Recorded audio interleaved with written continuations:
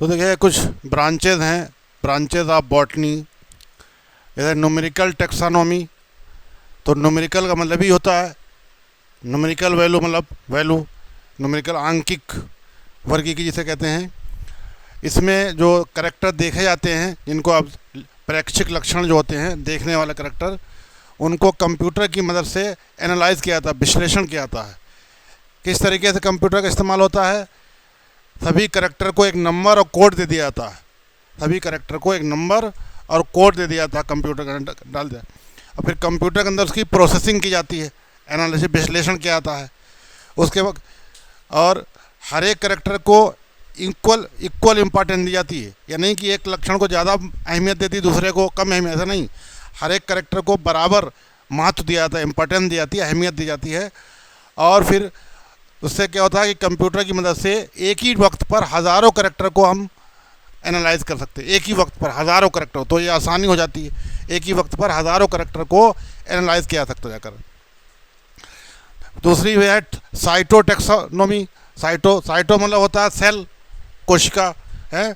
तो सेल के अंदर जो चीज़ें होती हैं, जैसे क्रोमोसोम नंबर है, या सेल का स्ट्रक्चर है, या बिहेवियर है, व्यवहार है, इन चीज़ों की यहाँ पर स्टडी की जाती है, इसके अंदर स्टडी की जाएगी, उनका विश्लेषण किया जाएगा साइटोटेक्सोनोमी में।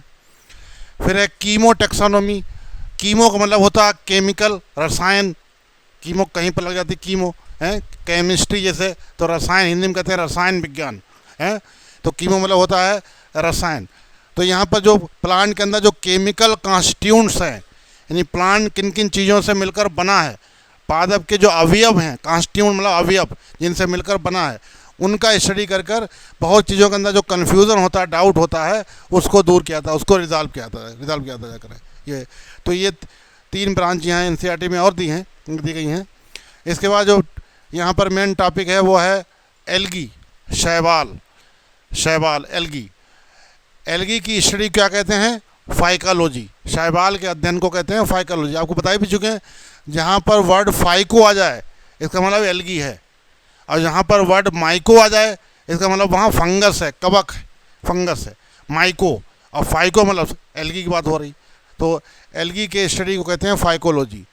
फाइकोलॉजी के फादर कौन है? F.E. फ्रिच हैं, F.E. फ्रिच फाइकोलॉजी के फादर कहा जाता है, जनक कहा जाता है।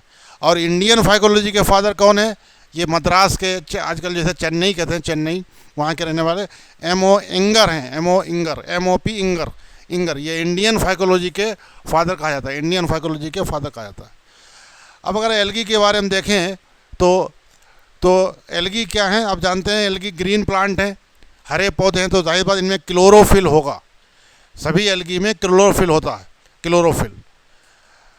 और ये आपको बता चुके हैं कि जो भी अगर फोटोसिंथेसिस करेगा तो उसके अंदर क्लोरोफिल होगा, और सबसे कॉमन क्लोरोफिल कौन होता है? Chlorophyll A. जहाँ भी जो भी ऑर्गेनिज्म अगर फोटोसिंथेसिस करेगा तो उसके अंदर क्लोरोफिल ए जरूर होगा, सबसे कॉमन है, वो सब जगह पाया जाएगा, चाहे हायर प्लांट हो चाहे लोअर प्लांट हो, क्लोरोफिल ए तो पाया जाना। अभी देखेंगे आपको एल्गी के जो क्लासिफिकेशन करेंगे, क्लोरोफाइसी, फियोफाइसी, रोडोफाइसी, तो देखेंगे क्लोरोफिल ए सब में मिलेगा आपको, क्लोरोफिल ए जो है वो सब में मिलेगा। अब जाहिर बात है जब क्लोरोफिल है तो फोटोसिंथेसिस कर लेंगे, प्रकाश संश्लेषण करेंगे, अपना भोजन खुद बना लेंगे, इसलिए इन्हें क्या कहेंगे? ऑटोट्राफिक, स्वपोषी हैं, अपना भोजन बनाते हैं, सिंपल होते हैं, सरल होते हैं, जाहिर बात है। और इनका स्ट्रक्चर कैसे होता है? थैलेनुमा, थैलोइड, ये ध्यान रखेंगे, थैलोइड, थैलोफाइटा, इसलिए इनको कहाँ रखा गया? थैलोफाइटा के अंदर रखा गया। उस दिन लिखाया था आपको, इनको एल्गी को थैलोफाइटा के अंदर क्यों रखा गया? क्योंकि इनका स्ट्रक्चर होता है थैलोइड, थैलेनुमा होता जाकर। और एक्वेटिक, ज़्यादातर एक्वेटिक होते हैं, मोस्टली ज़्यादातर कैसे होते हैं? जलीय। अब एक्वेटिक में 2 तरीके के होते हैं पानी, एक फ्रेश वाटर, दूसरा मैरीन, यानी अलवणीय जल। फ्रेश वाटर कौन सा होता है? नदी का पानी, तालाब का पानी, झील का पानी, ये सब फ्रेश वाटर है। और समुद्र का पानी वो जो है मैरीन होता जाकर। तो दोनों जगह पाए जाते हैं, दोनों जगह ये पाए जाते हैं।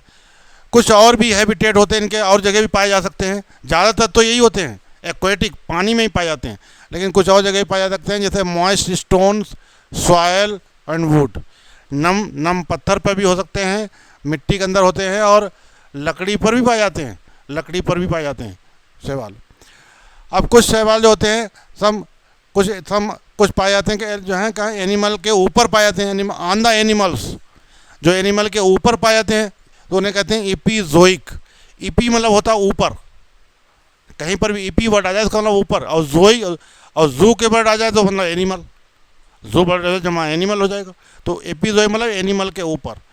और जैसे ये यहाँ पर एग्जाम्पल दिया है, हालांकि एनसीईआरटी में खाली ये दिया ऑन सलाद बियर, एनसीईआरटी में दिया हुआ सलाद बियर, सलाद भालू पर जो है पाए जाते हैं कुछ शैवाल, जानवर के ऊपर पाए जा रहे हैं शैवाल। प्लांट देखिए, प्लांट है जानवर के ऊपर पाया जा रहा, लेकिन उसके नाम नहीं दिए थे, हमने यहाँ नाम लिखा दिया कौन से होते हैं, वो नाम हमने लिखा दिया आपको, साइनोडर्मा और ट्राइकोफिलिस। ये ऐसे शैवाल हैं, ऐसे एल्गी हैं जो सलाद बियर, सलाद भालू पर पाए जाते करें। और एक और है क्लेडोफोरा, ये एनसीईआरटी में नहीं दिया, ये हमने अलग से लिखा दिया आपको।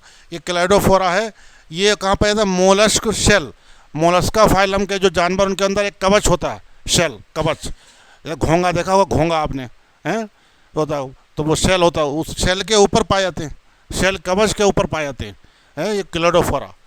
अब कुछ एल्गी ऐसे होते हैं जो एनिमल की बॉडी के अंदर पाए जाते हैं, एनिमल की बॉडी के अंदर पाए जाते हैं, जंतुओं की शरीर के अंदर पाए जाते हैं। तो अब उसे एंड मतलब होता है अंदर, जैसे endoparasite, ectoparasite, parasite नहीं होते दूसरे तरीके के, एक्टो पैरासाइट मतलब बाह्य परजीवी, बाहर पाए जाएँ, एंडो पैरासाइट अंदर अंदर पाए जाएँ, तो ऐसे ये भी, तो वो एंडोजोइक कहलाते हैं, एंडोजोइक कहलाते हैं। और इसका एग्जाम्पल है जू क्लोरेला। ये जू क्लोरेला जो है एक ऐसा शैवाल है, ऐसा एल्गा है जो हाइड्रा की बॉडी के अंदर पाया जाता, हाइड्रा जानवर है, हाइड्रा की बॉडी के अंदर पाया जाता जाकर ये होता है। तो इनके पाए जाने का ये हो गया जाकर।